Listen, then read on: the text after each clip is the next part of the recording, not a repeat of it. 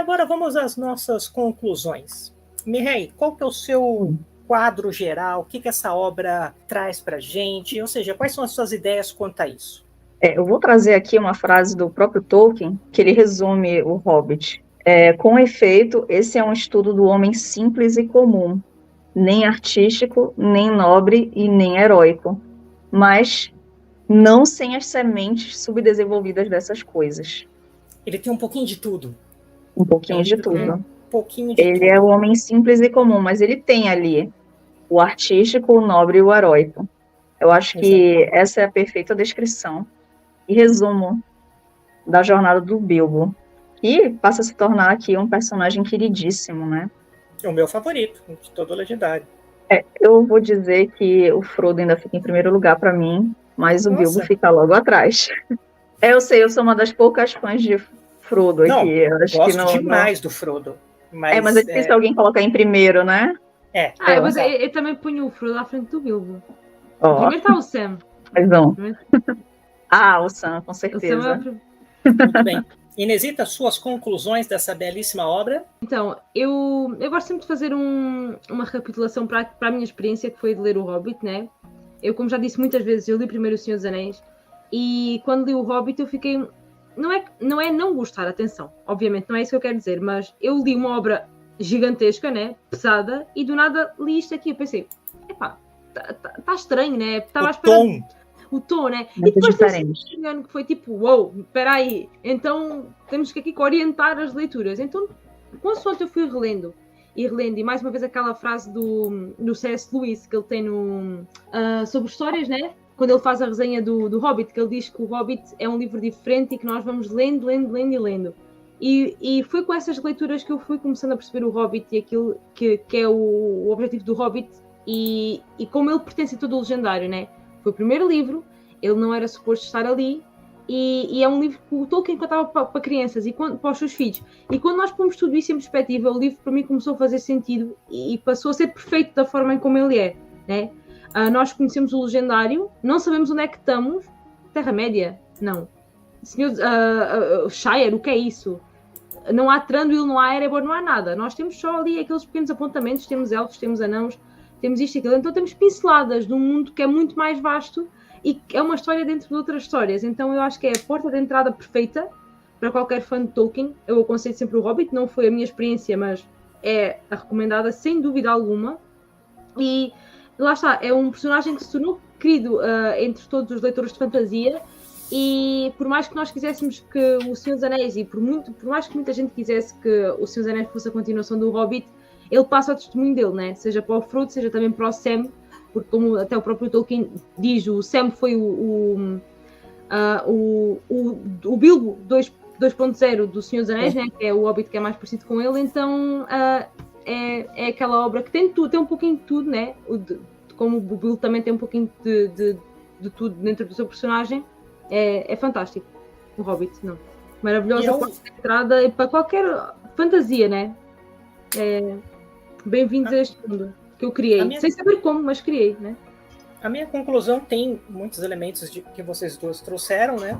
E, em especial, citando o C.S. Lewis, que a Inesita trouxe, o C.S. Lewis defendia muito a releitura. Ele fala que os bons livros devem ser relidos, porque eles continuam sendo bons. E, mais do que isso, você é uma pessoa diferente quando está relendo um livro. Leitura, Você não é mais a mesma pessoa, logo não é a mesma leitura.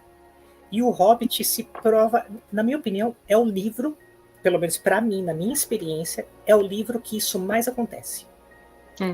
Eu já tive diversos livros que eu reli e eu gostei, mas nenhum deles me dá a experiência que o Hobbit dá.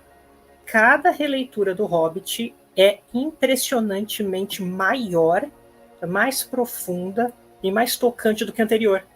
Não concordo. É muito peculiar. E o Lewis tinha falado isso. Tipo, em 37 o Lewis falou isso. Sim. A minha experiência... Desculpa.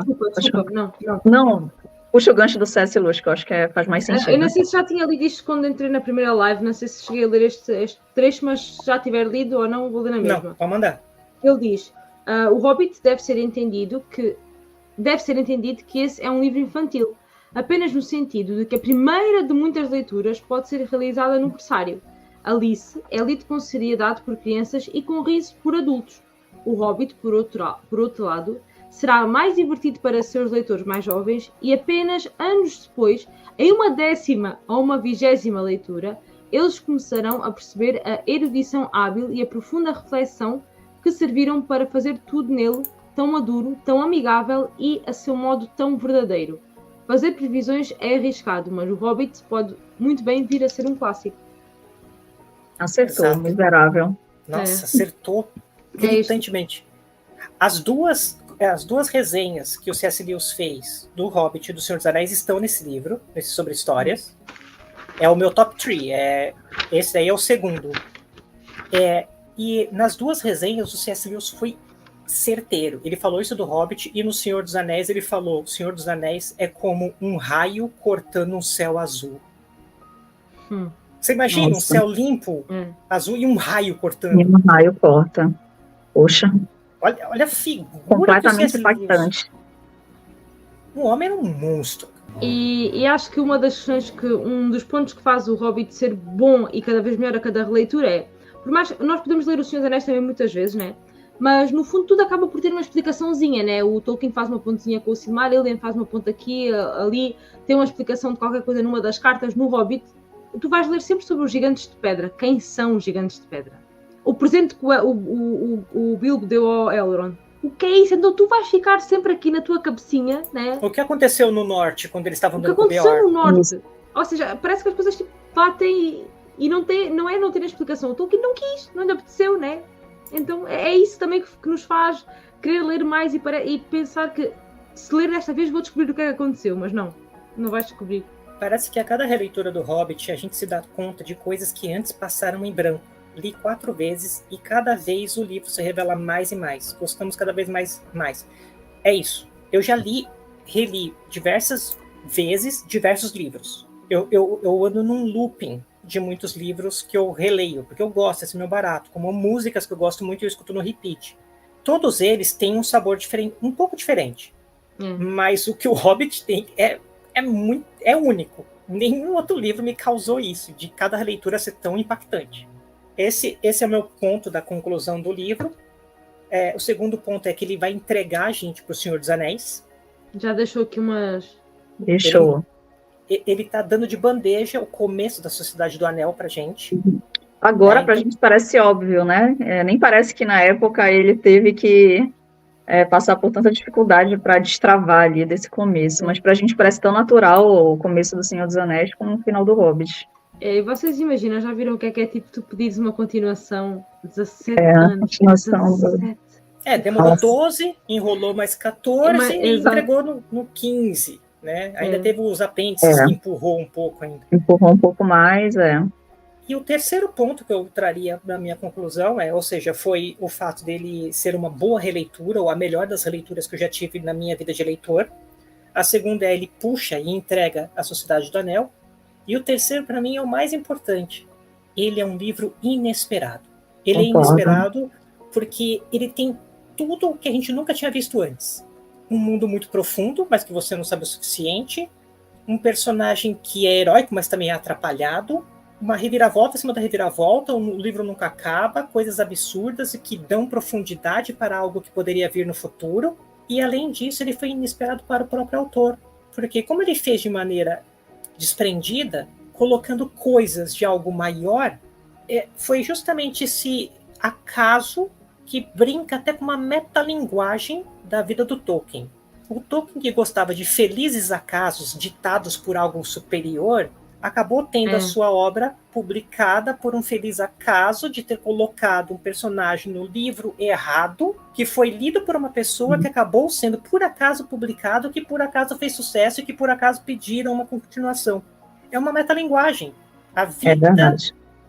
Ou seja, eu digo que Bilbo Bolseiro foi o único personagem que conseguiu passar a perna no próprio autor.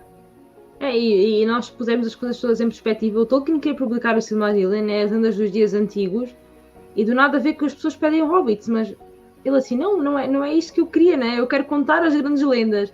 e nós vimos que o coitado nunca conseguiu publicar o Silmarillion, né? Mas estava lá, o universo estava lá, as pessoas queriam saber mais sobre a Terra-média, né? E tudo o que ele criou com uma obra que foi inesperada e depois o Senhor dos Anéis, que foi a continuação, né? Então ele conseguiu dar vida ao universo dele. Não era da forma, lá está, como o César disse, que ele esperava. É uma obra inesperada. Desculpa, Mireille, quando eu estava falando do Bilbo, você começou a falar alguma coisa e eu segui na minha frase aqui? Não lembro. Esqueceu. Eu falei que era uma obra inesperada e que era metalinguagem e muito acaso. Não, é só que a obra e a vida do autor se confundem até em um determinado momento, quando a gente começa a refletir sobre isso. Era só esse comentário. Exato. Então tivemos aí a nossa conclusão. Foi espetacular que a gente conseguiu.